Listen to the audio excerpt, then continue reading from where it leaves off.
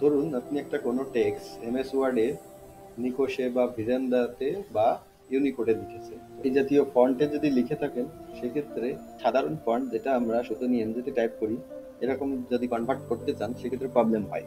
তো এই সংক্রান্ত সমস্যার সমাধান আমার এই ভিডিওতে পাবেন। সুতনিতে রূপান্তর করবো সেই টেক্সটটি আমার সিলেক্ট করতে হবে। কপি করলাম, এটা দেখতে পাচ্ছেন আমার এটা অন্য ফন্টে হয়ে আছে, ভিরেন্দা ফন্টে হয়ে আছে। তা আমি এটাকে যদি সুতনিতে করতে চাই এখান থেকে করতে পারবো না।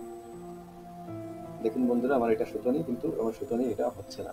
তো সেক্ষেত্রে কি করব, আমাকে আগে যতটুকু প্রয়োজন সেটুকু সিলেক্ট করে নিব। এরপর চলে যাব, কপি করব, কন্ট্রোল সি, স্টার্ট ক্লিক করব, যে কোনো একটু ব্রাউজার অন করে নিব। www.banglaconverter.org এটাতে প্রবেশ করব। আমরা একটি ইন্টারফেস আসলে যদি এইখানে পূর্বেই কোনো কিছু থাকে তাহলে এখানে মুছে ফেলবেন। এখন আমি যেটা এনেছি সেটা ইউনিকোডের লেখা। ইউনিকোডের লেখাটা এখানে পেস্ট করুন বলছেই, ইউনিকোড কিবোর্ডের লেখা এখানে পেস্ট করুন। তা আমরা যেহেতু ইউনিকোডের লেখা এখানে পেস্ট করব, সেহেতু আমি কন্ট্রোল প্লাস ভি চেপে এখানে নিয়ে আসলাম। দেখতেই পাচ্ছেন বন্ধুরা, আমার ইউনিকোডের লেখাটি বা অনলাইন থেকে আনা কোনো এমএস ওয়ার্ডের লেখা কিংবা নিজের টাইপ করা ভিরেন্দা ফন্টের লেখা ফন্টকে আমি কনভার্ট করে সুতনি এমজিতে রূপান্তর করব। তো আমি এখানে নিয়ে আসলাম। এখানে আনার পর এখানে দেখতে পাচ্ছেন বিজয় থেকে ইউনিকোড, ইউনিকোড থেকে বিজয়। তা আমার আছে কি ইউনিকোডে, আমরা বিজয়তে রূপান্তর করতে চাই। তাহলে কি করব, ইউনিকোড থেকে বিজয়তে একটা ক্লিক করব। ক্লিক করা মাত্রই দেখুন আমার এটা সুতনি এমজি ফন্টে পরিবর্তন হয়ে গেছে। কপি করে নিলাম।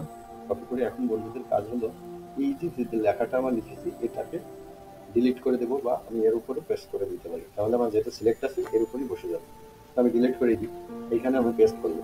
তো পেস্ট করার আগে একটা করণীয় হলো, আপনি এইখানে একটা ক্লিক করে নেবেন, নিয়ে এখান থেকে আমার যে ফন্টে রূপান্তর করতে চাচ্ছি যেহেতু সুতনিটা, সেই সুতনিটা আমাকে এখান থেকে সিলেক্ট করে দিতে হবে।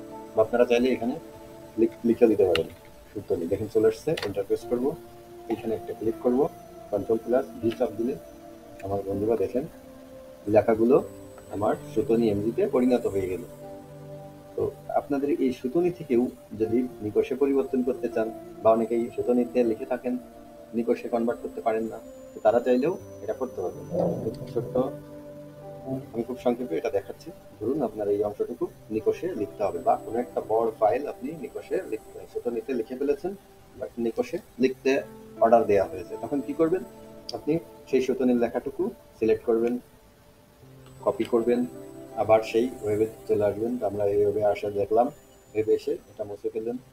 এখন বলছে বিজয়ের লেখাকে নিকষ করবো, তাহলে বিজয়ের লেখা এগুলা এখানে পেস্ট করবো, কন্ট্রোল প্লাস ভি দিব।